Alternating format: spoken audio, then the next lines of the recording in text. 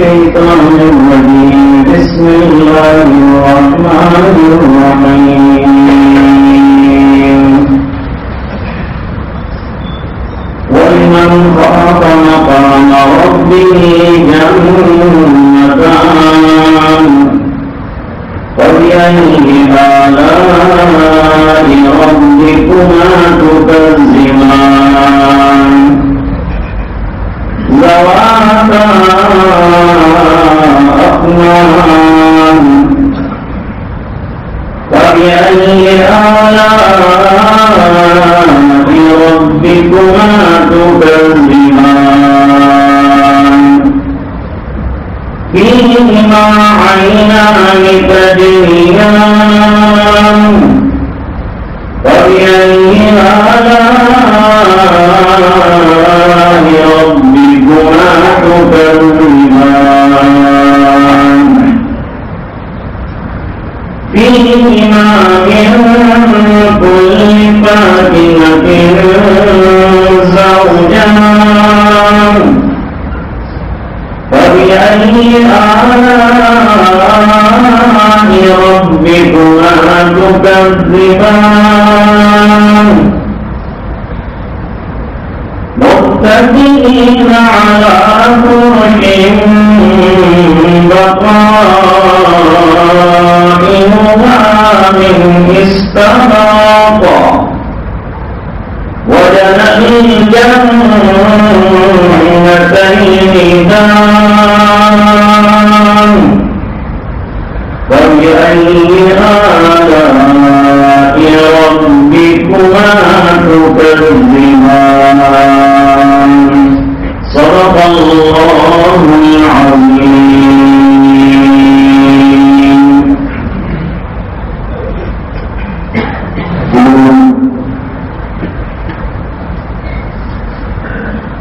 اب تک اس رکوع سے متعلق چند ضروری باتیں تمہیدی طور پر عرض کی گئی ہیں.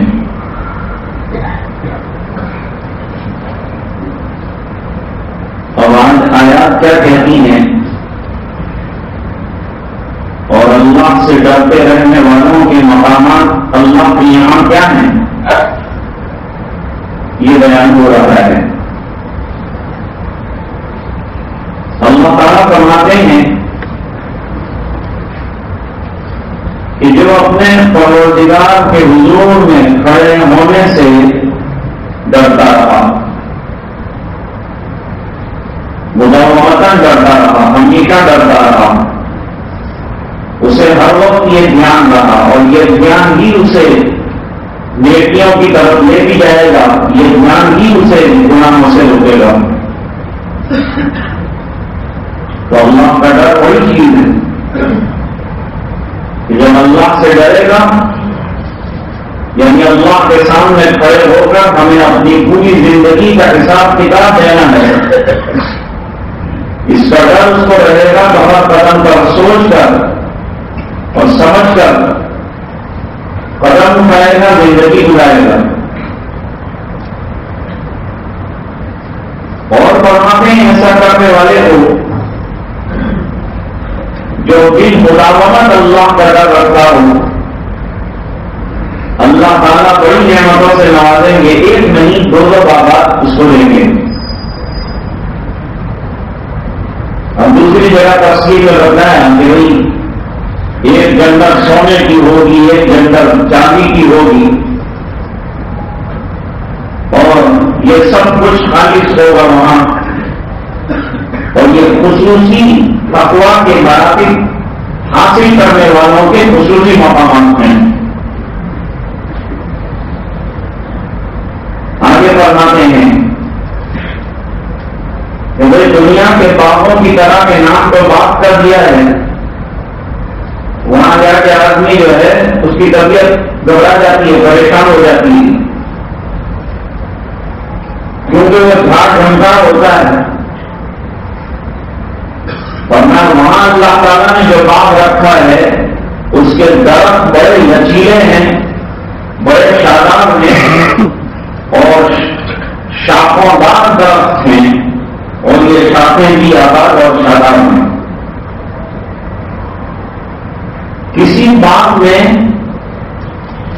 کا ویلیو بڑھانے والا اور اس بات کی خوبی میں اضافہ کرنے والی چیز کیا ہے؟ فرماتے ہیں اس باغ کے اندر نہر جاری ہو، یعنی ایسا پانی ہو جو درختوں کو پہنچ کر آباد کر رہا ہو اور پانی بھی کھٹ کر بہ رہا ہو، بارے اثر نہ ہو، اور جنت کا باغ ہے، جنت کا پانی ہے، جنت کے درخت ہیں، تو فیہما عینان تجریان، اس کے اندر 2 چشمے جاری ہیں، 2 باغات میں 2 بڑے زبردست چشمے ہیں، یعنی پانی کی فراوانی ہے، درختوں کو پانی کی کمی کا شکوہ نہیں ہے۔ اللہ کی کن کن نعمتوں کو تم جھٹلاؤ گے یا کب تک ان سے سر پہ نظر کرو گے؟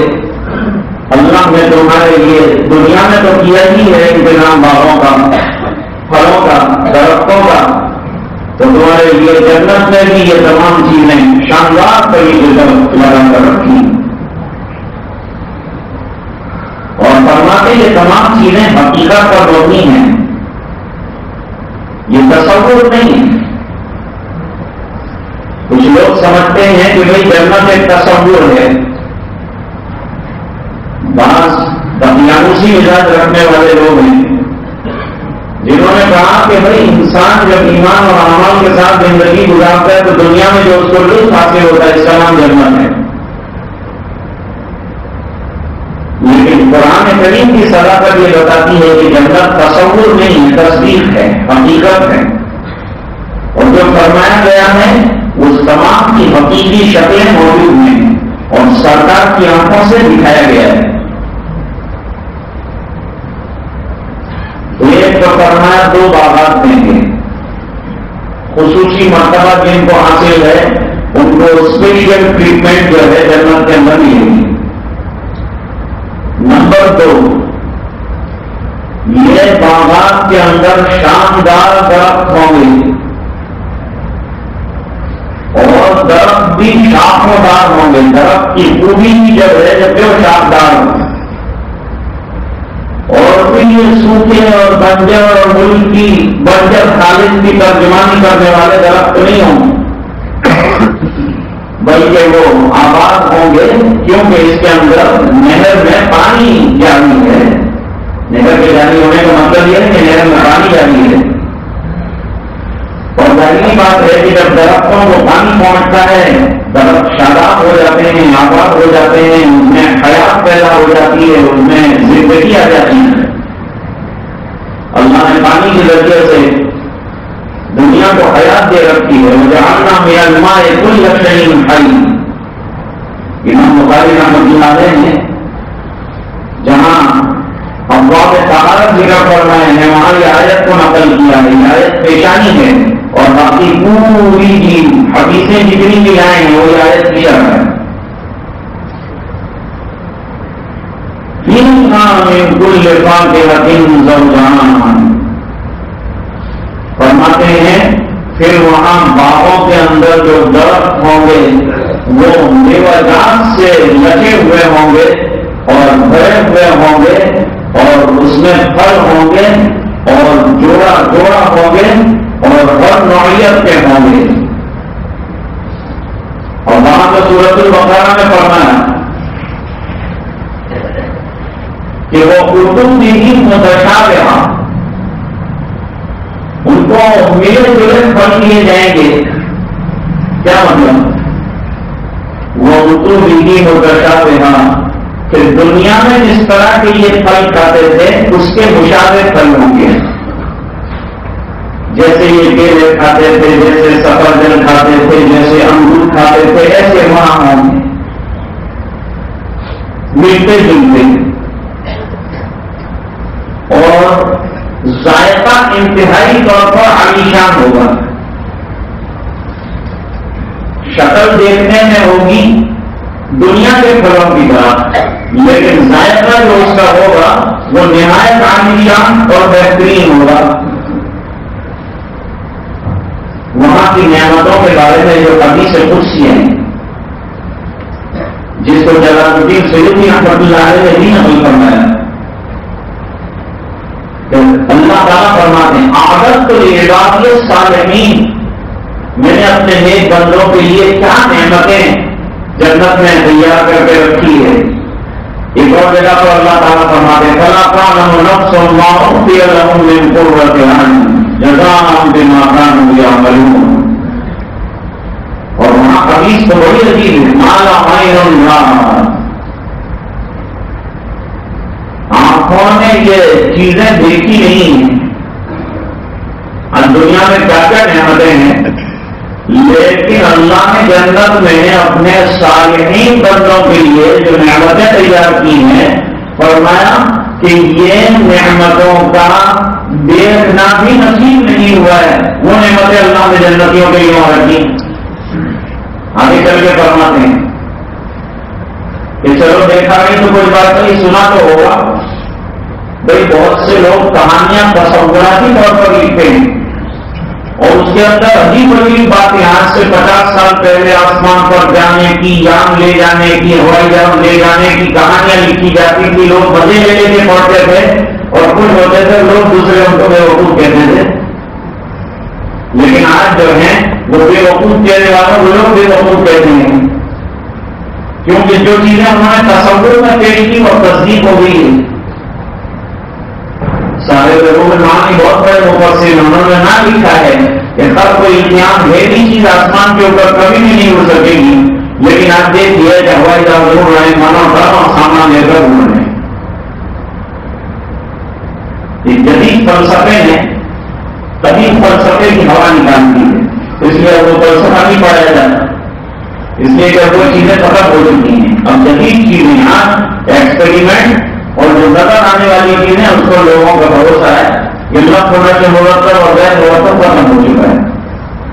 فرماتے ہیں کہ ایک تو اردو میں ہی متشابہات کا معنی ہے. اچھا، دوسرا معنی بھی اس کا بیان کیا گیا ہے کہ جنت میں جب پھل مانگے جائیں گے تو کوئی جانکاری اگر اورنج مانگے گا تو فرماتے ہیں کہ جیسے ہی یہاں اورنج دیتے ہیں اس طرح کے اورنج دیں گے، اور وہ سیب مانگے گا مجھے اورنج دیتے ہیں. تو خریدار کہے گا میں نے تو سیب کا ڈیمانڈ کیا تھا، تم نے اورنج لا کر دے دیا. تو خریدار کہے گا کھا کے تو دے، کھائے گا تو اورنج میں مزہ، اس کو سیب کا مزہ آئے گا. ہمارے حضرت حکیم الاسلام رحمۃ اللہ علیہ کبھی کبھی ذرائع اور کبھی کبھی لطائف عجیب عجیب بیان کرتے ہیں. کبھی کبھی ان کی مجلس شروع ہوتی تھی، ایک سوال خالی ہوتا تھا، ایک آدمی ایک سوال کر دیتا تھا، حضرت اس کو بخش و تفصیل سے وہ سوال بھی ڈھنگ کا نہیں کر پایا ہوتا تھا، تو اس کے سوال کو پہلے میں ڈھنگ کا بنا کے پھر فرماتے تھے کہ اصل میں ہمارا سائل یوں پوچھنا چاہتا تھا. اس کے سوال کی پہلے ترتیب بناتے تھے، پھر وہ ترتیب پر جواب دینا شروع کر، ایک ہی سوال کے اندر مغلوب ہو جاتا. ایک دن حضرت نے ایک عجیب بات سنائی. کہتے ہیں کہ ایک نواب تھے، انہوں نے چاہا کہ میں اپنی حیثیت اور کھانوں کا نظام اور کیا میرے پاس جو ہے لذائذ ہیں اور اس کی نوعیتیں کیا ہے یہ ان کے سامنے ظاہر کروں. تو دوسرے نواب کو دعوت دی، ناشتے پر بلایا.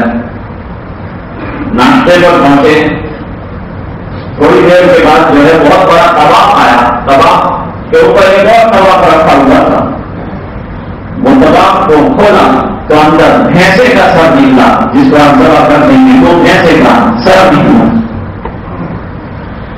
اور بھینسے کا سر بھی اس طرح کہ جو کٹا ہوا حصہ ہے وہاں سے خون بھی بہ رہا ہے اور زبان باہر نکلی ہوئی ہے اور آنکھیں بڑی ہو گئی ہیں اور اس میں سے بھی پانی نکل رہا ہے اور سینگ بھی شاندار بنائے ہیں جن کو کھانے والا دیکھ بھی رہا تھا اور وہ کھانے والے کو دیکھ رہے ہیں. اب نواب بہت غصے میں آ گیا کہ تم نے توہین کی ہے نہیں، ناشتے کی دعوت کی ہے، کوئی ناشتہ ہوا بھینسے کا سر لا کے رکھ کے کھانے کی چیز ہوتی ہے. کیسے کھائیں گے؟ وہ ہنستے رہے, مسکراتے رہے, کہ حضرت آپ کی خدمت اتنی ہی کر پایا ہوں کہ تھوڑا سا یہ ناشتہ آپ کے لیے تیار کیا ہے. لیکن فرمایا اس کو ناشتہ کہتے ہیں, یہ تیار کیا ہے, اس کو تیار ہے, اس کو تو تیار کرنا ہے, تم نے کہا تھا لا کے رکھنی ہے, اس میں کیا تیار کیا؟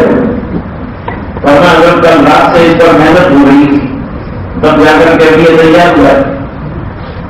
اچھا تو بیٹھ جائیے, کھلائیے.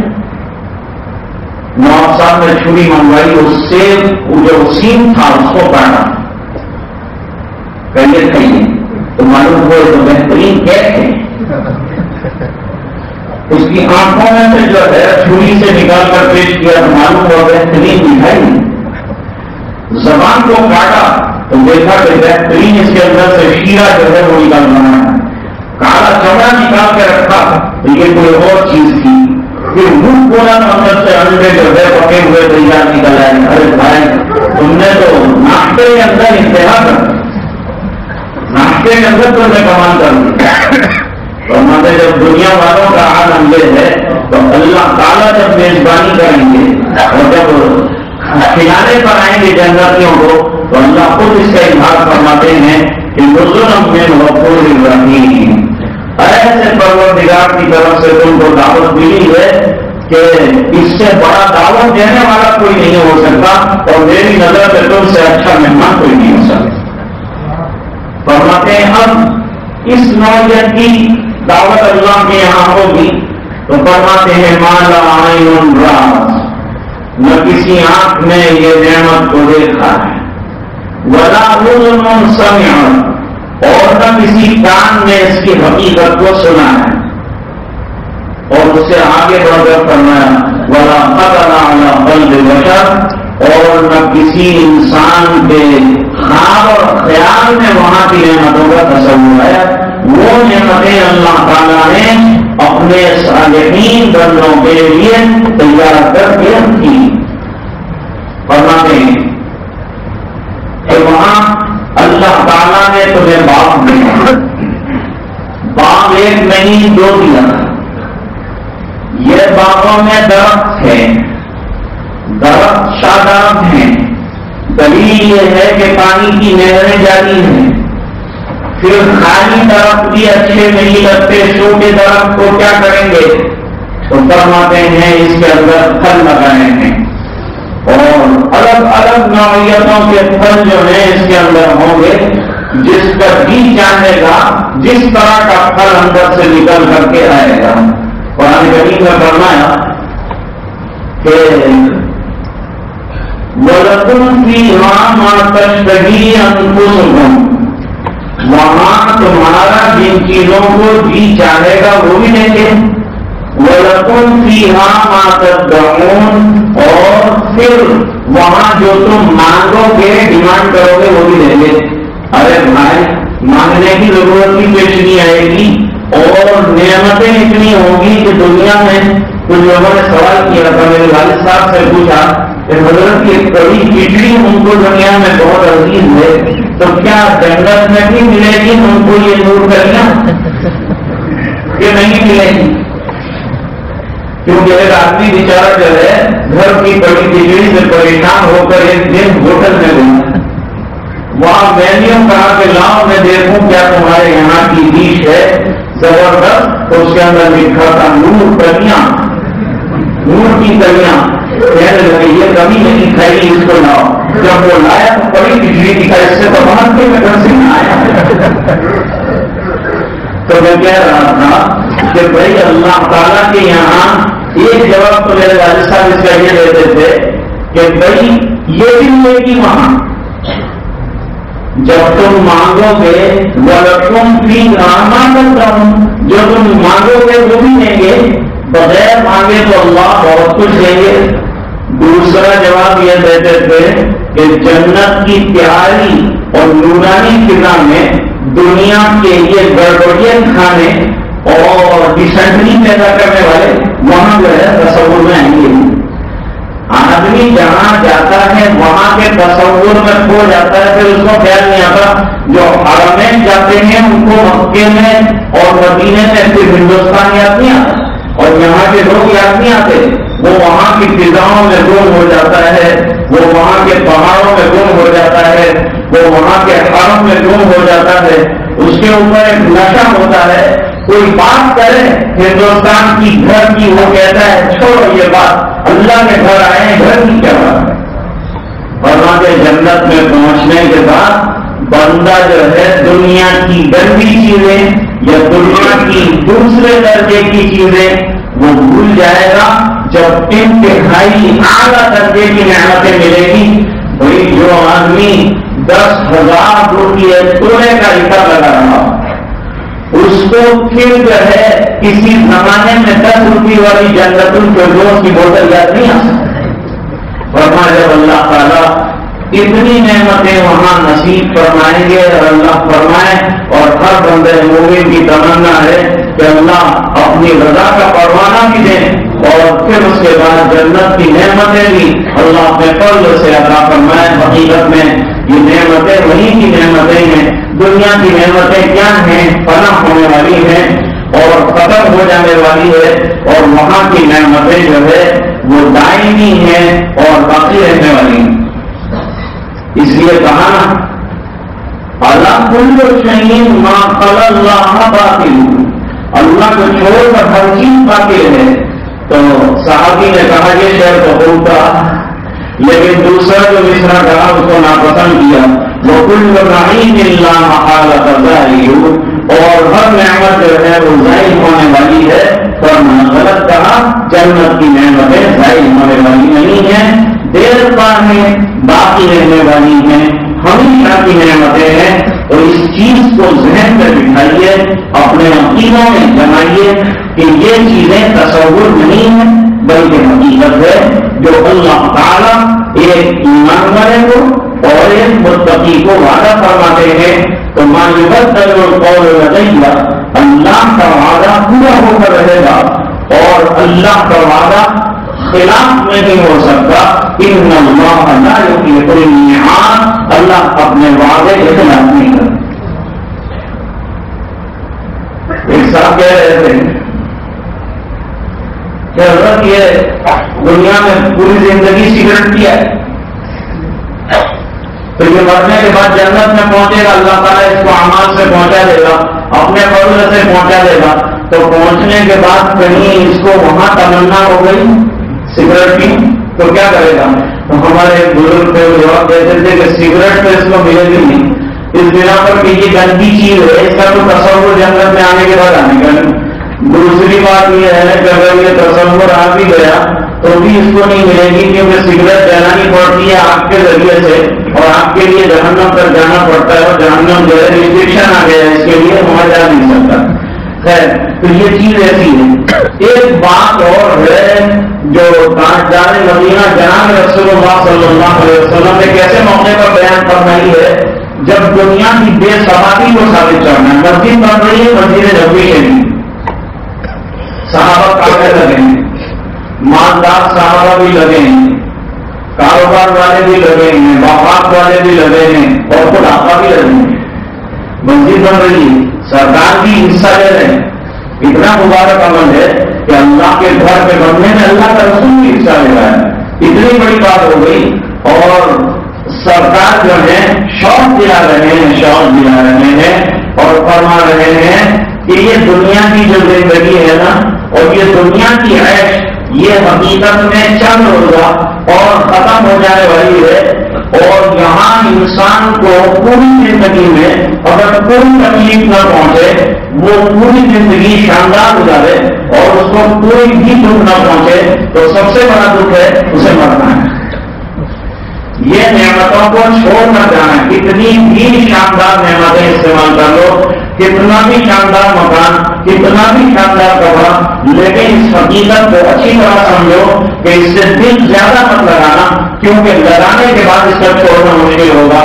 مکان بناؤ، مکان سے دل مت لگاؤ، کپڑا پہنو، کپڑے سے دل مت لگاؤ، کھانا کھاؤ دل مت لگاؤ، کماؤ پیسے سے دل مت لگاؤ۔ تو جب دل نہیں لگاؤ گے نا تو پھر دنیا سے جاتے ہو، اگر دل نہیں لگایا ہے تو دنیا کا چھوڑنا آسان ہوگا، مکان کا چھوڑنا آسان ہوگا، اولاد کا چھوڑنا آسان ہوگا، اور آخرت کو پہلے دن سے گلے لگایا تھا اور آخرت کا عشق اپنے اندر پیدا کیا تھا اور اس حقیقت کو مان کے چلا تھا کہ مجھے مر کر یہ تمام چیزوں کو چھوڑ کر جانا ہے، اتنا دن میں نہ لگاؤں کہ میرے لیے مرنا مشکل ہو جائے.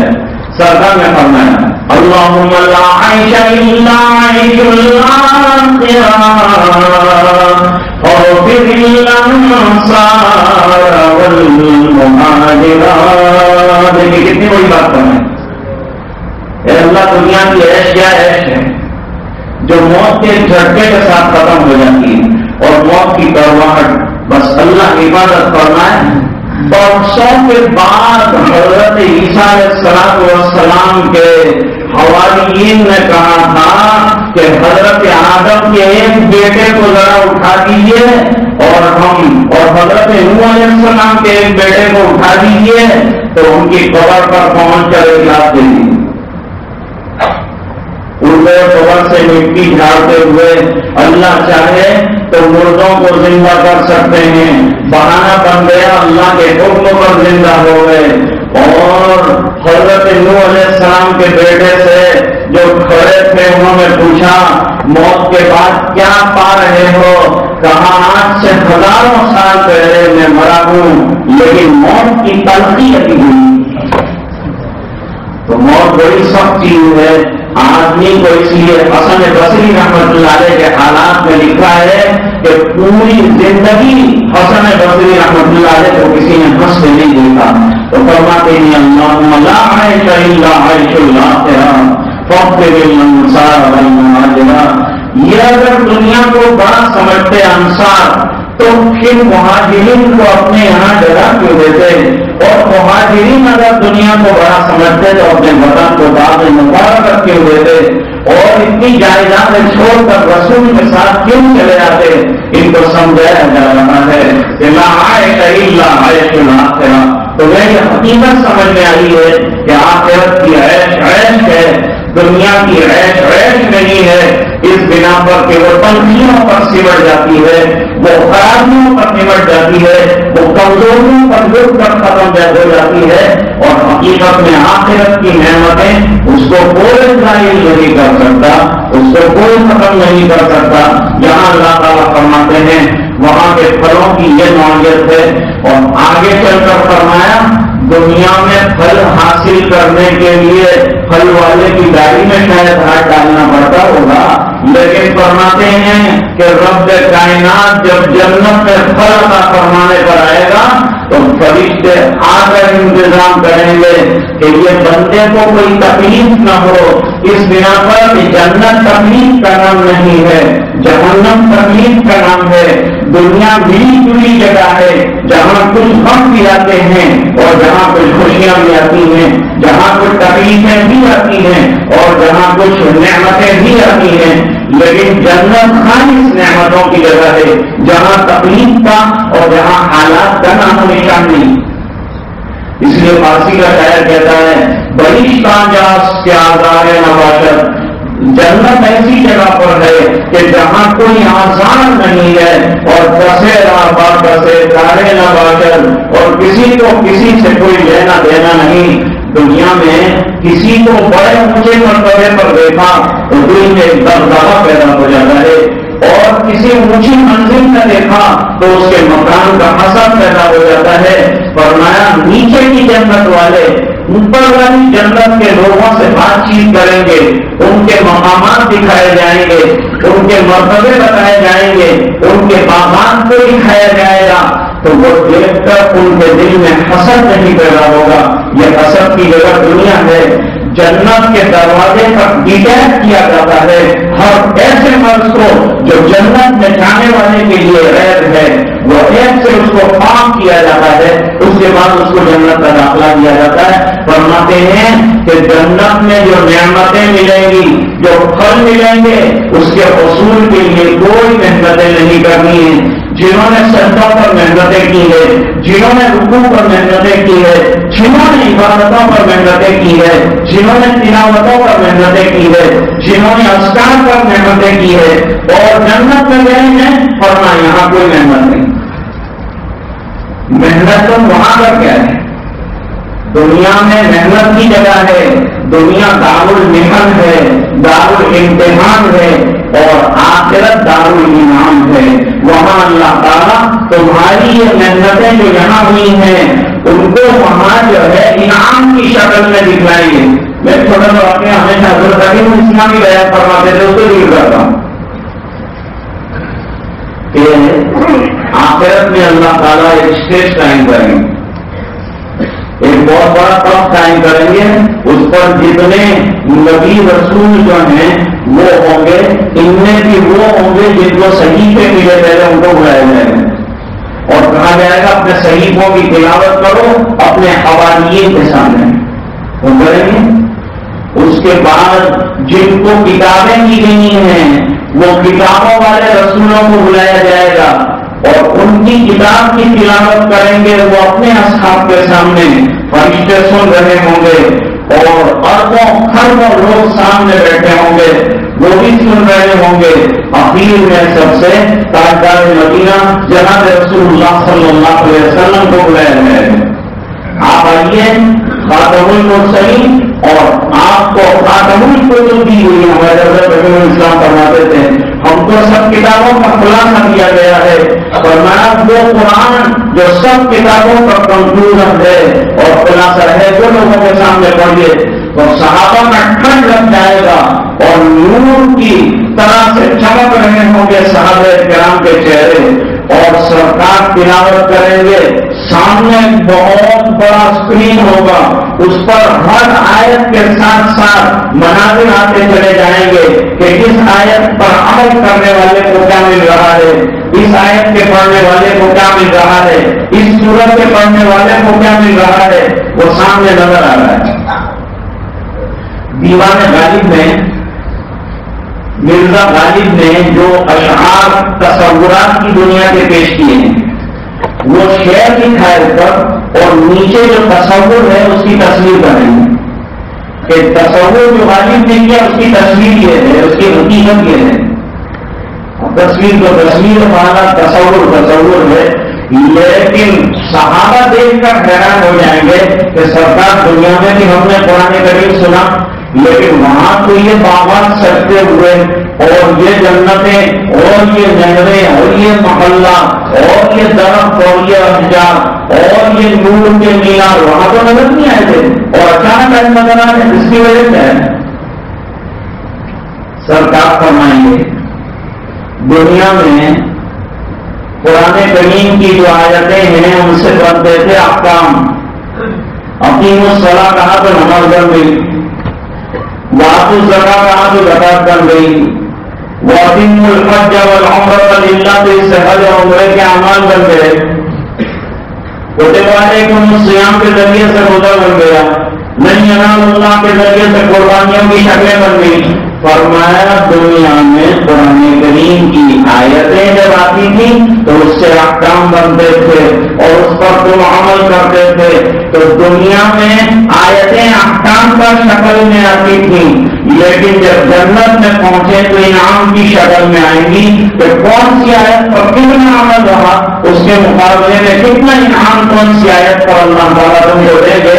تو جنت میں اس لیے کہا ہے نا کہ جنت میں ہی دلہا ہے میرے خون جگر میں، اور جنتے نہیں بخشے ہوئے فردوس نظر میں، جنت میری پیخان ہے میرے خون جگر میں۔ ابن تیمیہ مرحوم جو ہے ان کو پیخانے کے اندر داخل کیا تھا تو جو لوگ پکڑ کر لے جا رہے تھے حکام اور اقتدار کے لوگ وہ کہہ رہے تھے کہ تمہاری سب خوشیاں چھین لی ہم نے، تم کو پسے دیوار زندہ اور سلاخوں کے پیچھے ڈھکیل دیا ہم نے۔ تو انہوں نے مسکرا کر کہا تم میری جنت نہیں چھین سکتے، تم میری جنت نہیں چھین سکتے، میں حافظ قرآن بھی ہوں، میں عالم قرآن بھی ہوں، جب میں اندر جاؤں گا تو میں اپنی جنت ساتھ لے کر جاؤں گا، کیونکہ قرآن کی آیت پر جنتوں کا سنورنا بتایا گیا ہے۔ تو جب جنتیں میرے اندر موجود ہے تو تمہارا خانہ میرے اندر کی جنت کو ختم نہیں کر سکتا۔ اس لیے یہ شعر پڑھا تھا کہ جگتے نہیں بخشے ہوئے فردوس نظر میں، جنت میری پنہان ہے میرے خون جگر میں۔ فرماتے ہیں کہ جنت میں اللہ تعالیٰ فواکہ بھی عطا فرمائیں گے، دنیا کی محنتوں کا صلہ اگر ملنا ہے تو فرماتے ہیں وہاں ملے گا، کسی نے ایک آدمی کو دنیا میں جو دین کی محنت کرتا تھا اور رات دن اٹھا پٹک میں کہیں مسجد میں کہیں تہجد میں کہیں اللہ میں اور کہیں بے قرار دیکھا تھا، مسجد میں آتے جاتے دوڑتا دیکھا تو ان کے انتقال کے بعد خواب میں دیکھا کہ بہت آرام سے بیٹھے ہیں. اور کیسے بیٹھے ہیں؟ متقین علی طرق مطائنها من استبرق وجنى الجنتين دان.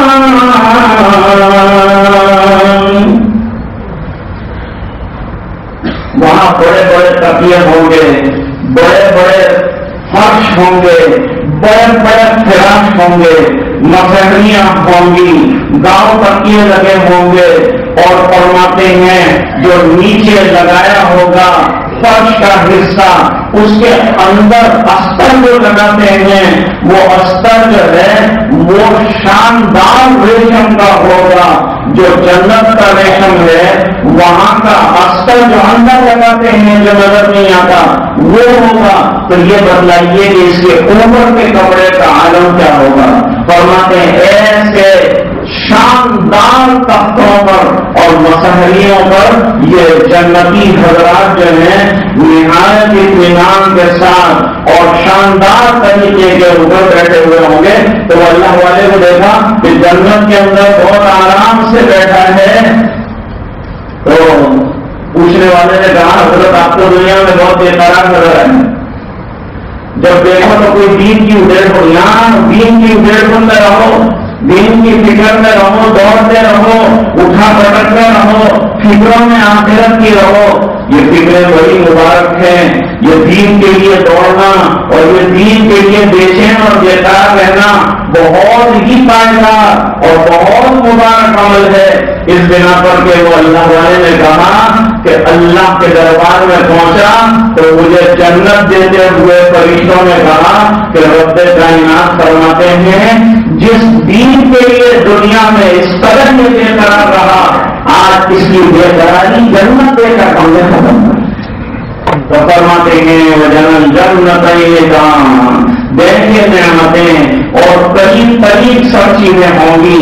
نہ اسے دستکاری کرنے کی ضرورت ہے، نہ اس کے لیے محنت کشی کی ضرورت ہے، نہ اس کے لیے جمع کشی درکار ہے، نہ اس کے لیے مشق ستم برداشت کرنا ہے، نہ اس کے لیے مشق صبر برداشت کرنا. فرماتے ہیں اللہ تعالیٰ دیں گے اور عافیت کے ساتھ دیں گے.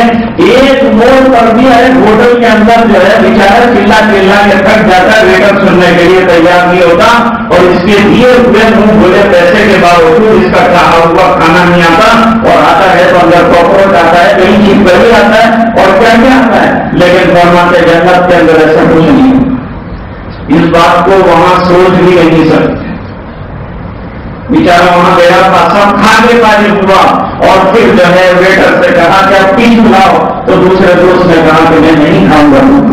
تو بہرحال میں یہ کہہ رہا تھا کہ وہ جنت دان اللہ تعالیٰ وہاں سب چیزیں قریب میں رکھیں گے، کوئی فیصلنگ نہیں ہوگا، کوئی تکلیف نہیں ہوگی، نہایت اطمینان اور سکون کے ساتھ. بھائی اچھا لگتا ہے یہ جنت کا بیان، سب ملے گا، لیکن ملے گا کب؟ جب دنیا میں کچھ کیا ہوگا، کچھ ہاتھ پیر گرائے ہوں گے، کچھ راتوں کو اٹھنا رہا ہوگا، کچھ رونا رہا ہوگا، کچھ مانگنے کا نظام رہا ہوگا، تو پھر مانگتا ہے اللہ وہاں عطا فرمائیں گے.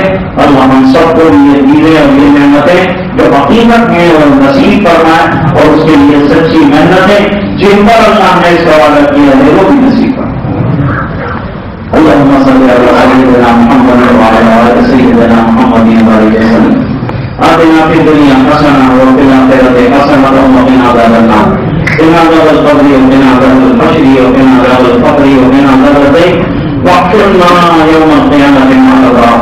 ربنا لا تزغ قلوبنا بعد إذ هديتنا وهب لنا من لدنك رحمة إنك أنت الوهاب. ربنا إنك جامع الناس ليوم لا ريب فيه إن الله لا يخلف الميعاد. اللهم إنا نسألك رضاك والجنة ونعوذ بك من سخطك وغضبك والنار. اللهم إنا نسألك العافية في الدنيا والآخرة.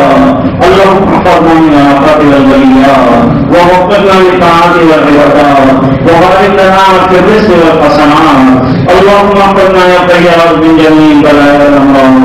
اللهم إن قلوبنا ورواصينا وجوارحنا بيدك لم تملكنا منها شيئا، فإذا فعلت ذلك بنا فكن تولينا واهدنا إلى سواء السبيل. اے ہمارے گناہوں کو معاف فرما، اے اللہ کو تاکہ سے درگزر فرما، اے اللہ ہمیں تیرے وعدوں کا سچا یقین عطا فرما، اے اللہ 100% دین پر چلنے والا، چلنے والا، اس پر عمل کرنے والا بنا دے، اے اللہ عمل کی دعوت دینے والا بنا دے، اے اللہ دنیا دین کو سمجھ نہیں پا رہی ہے، اس لیے اعتراض کرتی ہے، دشمنوں کے سامنے اس کی حقیقتیں نہ آئی نہ ہم لائے، اس بنا پر یہ پریشانیاں آ رہی ہے.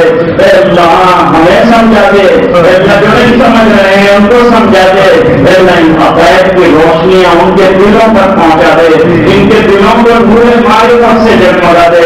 اے اللہ ہم کو 100% دیندار بنا دے، بااخلاق بنا دے، تیرے وعدوں کا سچا یقین عطا فرما دے، کہیں بھی دل میں تذبذب اور شک نہ آئے، اس کا سچا یقین دے دے. اے اللہ اپنی رضا عطا فرما دے، نمازوں کا پابند بنا دے، تلاوت قرآن کا شہزادی بنا دے. اے اللہ جوانیوں کو دین کے لیے قربان کرنے والا اور دین کے لیے لگانے والا بنا دے. اے اللہ تیرے دین کو ہماری کیا ضرورت ہے، لیکن اللہ العالمین خود ہمیں ضرورت ہے، دین کی ہم محتاج ہیں، تیرا دین ہمارا محتاج نہیں ہے. اے اللہ العالمین ہمیں سچی احتیاط سمجھا دے اور اس پر طلب عطا فرما دے، اس پر عملی قدم اٹھانے والا بنا دے. اے اللہ اپنی رضا کا پروانہ ہمیں عطا فرما دے، گناہوں کی نفرت ہمارے دلوں میں ڈال دے، جبکہ دنیا گناہوں کی محبت ڈالنے پر پوری ہوئی ہے. اے اللہ معصیات کی رغبت پیدا کرنے پر محنتیں کی جا رہی ہے. اے اللہ تو ہمارے دلوں میں معصیات کی نفرتیں ڈال دے، اے اللہ گناہوں سے دوریاں ڈال دے. اے اللہ تیری دی ہوئی نعمتوں سے تیرے حقوق کو توڑنے والا اور تیرے احکام کو توڑنے والا ہمیں نہ بنائیے. اے اللہ العالمین ہمیں مسجدوں کا عاشق بنا دیجیے، تیرے نام کا شہزادی بنا دے، تیری کتاب کا پروانہ بنا دے. اے اللہ جو بیمار ہیں انہیں شفا عطا فرما، جو پریشانیاں ان کی پریشانیاں دور فرما. اے اللہ پورے مجمع کی مغفرت فرما، امت کے ایک ایک فرد کی مغفرت فرما. دعائیں اپنے فضل و کرم حبیب پاک صلی اللہ علیہ وسلم کو تو خیر منظور فرما برحمتک یا ارحم الراحمین.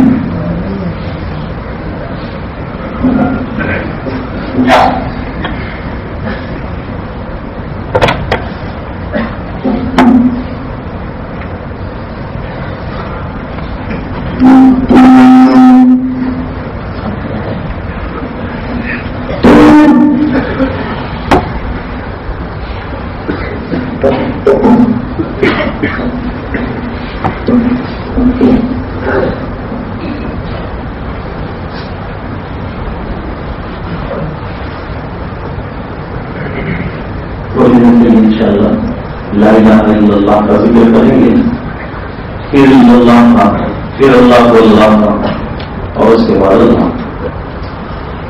جو حضرات میں ان کو طریقہ معلوم ہے اس کے مطابق ذکر کرنا ہے. وہاں کہتے ہیں سن رہی اور دور بھی جو ہے ہماری کا پہنچتا ہے اور وہاں بھی جو ہے معلوم ہے سن رہی. اللہ تعالیٰ ان کا جمع ہونا بھی قبول فرمائے. وہاں کی نوعیت ہم کو معلوم نہیں ہے، لیکن جو بیٹھ کر سن رہی ہوں پوری توجہ اور اہتمام کے ساتھ سنیں اور اس کی اچھی حرکتوں سے فائدہ اٹھانے کی کوشش کریں. ذکر میں یہ ہے کہ ان کی آواز باہر تک نہ جائے، صرف محدود رہے اپنے کانوں تک، اس طرح سے ذکر بھی کر سکتی ہیں. اور مراد اور اصل ہے ہمارے کام میں اللہ کے دھیان میں بیٹھنا. آج ہمیں ہر چیز کا دھیان ہے، صرف اللہ کا دھیان نہیں ہے، دین کا دھیان نہیں ہے، آخرت کا دھیان نہیں ہے. یہ دھیان ہمارے اندر پیدا ہو جائے، اس کے لیے مرافعہ ہے، تھوڑی دیر کی محنت ہے. یہ مقصود تو نہیں ہے لیکن مقصود تک پہنچنے کا مضبوط ترین ذریعہ ہے. لہذا اس سے استفادہ کرنے کی کوشش کی جائے. کروڑوں لوگوں کو اس سے فائدہ ہوا ہے اور انشاءاللہ ہم فکروں کے ساتھ کریں گے، ہم بھی اس کا فائدہ ضرور پہنچائیں گے. روشن بند کر تیرے سوا معبود حقیقی کوئی نہیں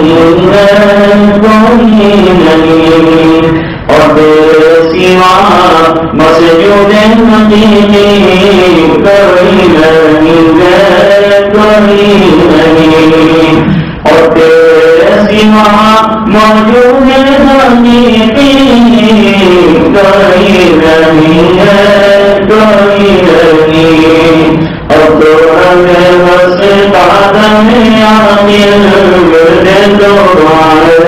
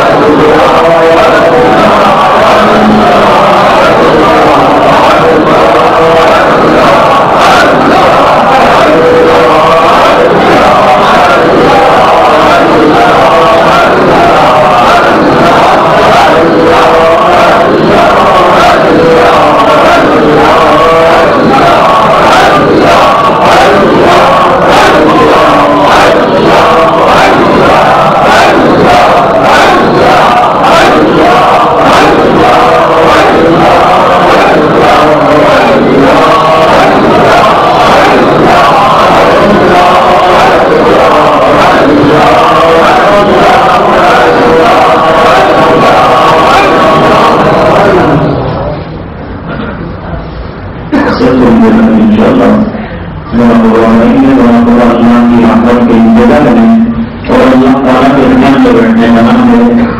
آنکھیں بند ہو، اس میں جو عورت نہ وہ سر کو دل کی طرف ذرا سا چکائے جائے جہاں بھی سر لگیں گے اور بس تصور نہ رکھا جائے. یہ شہر ہوئی میں پڑھتا ہوں، یہ شوقیہ ہوتے ہیں توجہ مزید مقصول کرنے کے لیے ہوتے ہیں اور یہ ہمارے اندر یہ ترغیب کرنا. تو یہ تھوڑی دیر کے لیے ہم مرتبہ کریں گے. تصور کیا کرنا ہے؟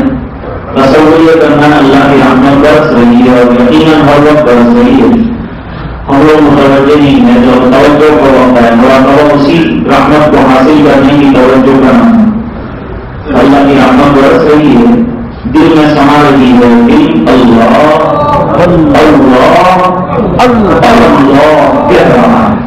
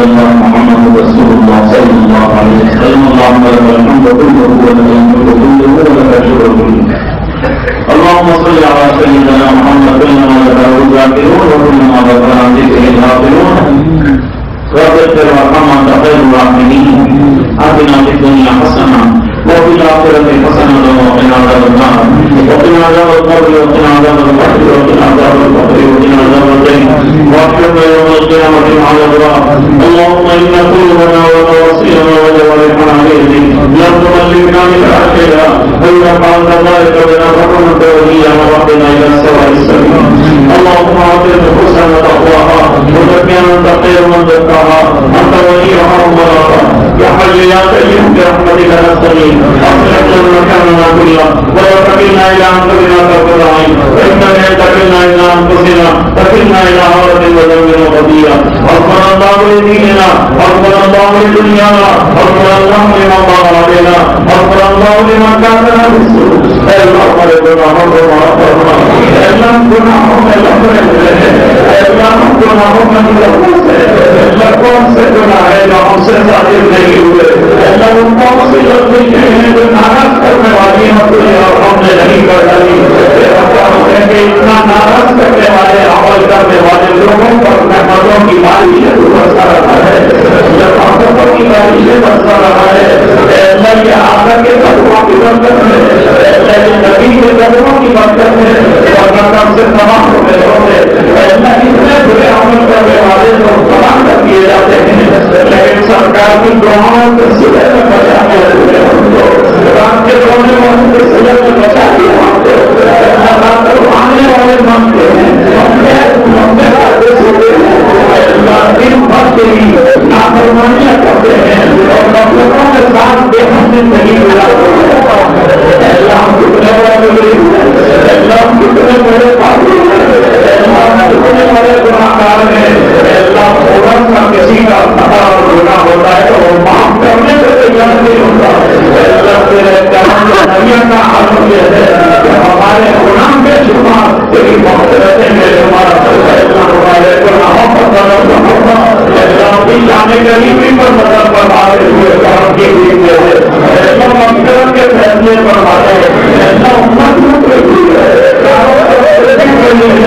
اللہ سب لوگ اس پر بڑی سخت نظر بن رہے ہیں دنیا کے معاملے تیز پر ہوتے جا رہے ہیں عداوتیں نکالی جا رہی ہیں انتقامی کارروائیاں کی جا رہی ہیں مڑنے کا اور انہیں کاٹنے کا کوئی موقع نہیں کیا جا رہا ہے لیکن اللہ ہمیں تیرے دربار کا بھکاری بنا دے تیرے دربار کا پتہ بنا دے اللہ تیرے سامنے سمجھے کرنے والا بنا دے اللہ تیرا ہو جائے اس کا کوئی مال بھی کر نہیں کر سکتا اللہ ہمیں سچا تیرا فرمان بردار بنا دے اللہ تیرے سامنے رونے گر گرانے والا بنا دے اللہ دنیا کے سامنے گر گرا کے ہم نے دے دیا ترغیب ہو کر ہم نے دے دیا سب غریب ہو کر ہم نے دے دیا اللہ یہ بڑا کا ہونے کے تیرے دروازے میں کوئی غریب نہیں ہوتا جو مانتا ہے تو پھر تو عطا کرتا ہے لیکن تیرے دروازے چھوڑ کر ہم رسوا ہوئے ہیں اللہ تیرا راستہ چھوڑ کر غریب ہوتے جا رہے ہیں اللہ یہ یقین ہے کہ جو تیرے راستے پر چلتے ہیں ان کی مدد ہوتی ہے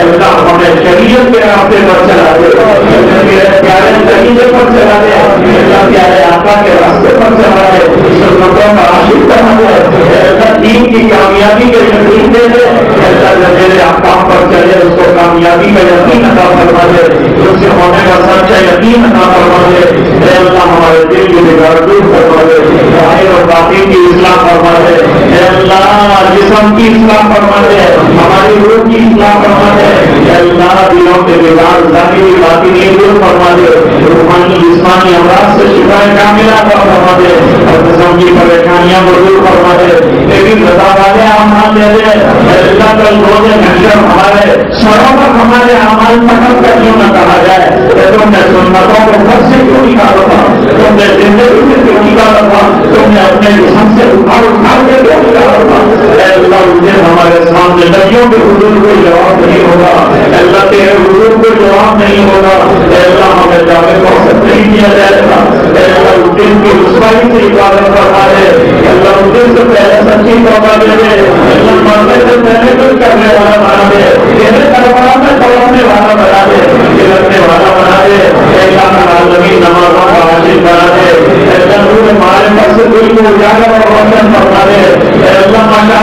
خوبیوں اور برکات سے دلوں کو زندہ کر دے. اللہ روحانی حیات ہمیں عطا فرما دے. تیرا ذوق، تیرا شوق، تیری معرفت، تیرا عشق دے دے. اے الہ العالمین جو پریشان ہے ان کی پریشانیاں دور فرما دے. مظلوم لوگوں میں پورا ہونے کی سبھی پیدا فرما دے. جو الجھنوں میں گرفتار ہیں ان کی الجھنیں دور فرما دے. جو رشتے کی متلاشیاں انہیں مناسب رشتے عطا فرما دے. اللہ جن کے اولاد نافرمان ہے فرما بردار بنا دے. اللہ جو کے اولاد ہے ان کو اللہ کے سامنے عطا فرما دے. اللہ جو رشتوں کی متلاشیاں انہیں وہ عطا فرما دے. اللہ جو رشتوں میں پریشان ہے اللہ کو سکون عطا فرما دے. ازدواجی زندگیاں پر سکون بنا دے. انفرادی زندگیاں پر سکون بنا دے. خاندانوں میں سکون اور امن پیدا فرما دے. پورے عالم کو امن و امان کا رہنے والا بنا دے. سیاحت کو حسنات سے مبدل فرما دے. جب تک زندہ رکھے ایمان پر زندہ رکھ. جب اپنے آخر ہو کرنے والی موت عطا فرما. اے اللہ اپنے فضل و کرم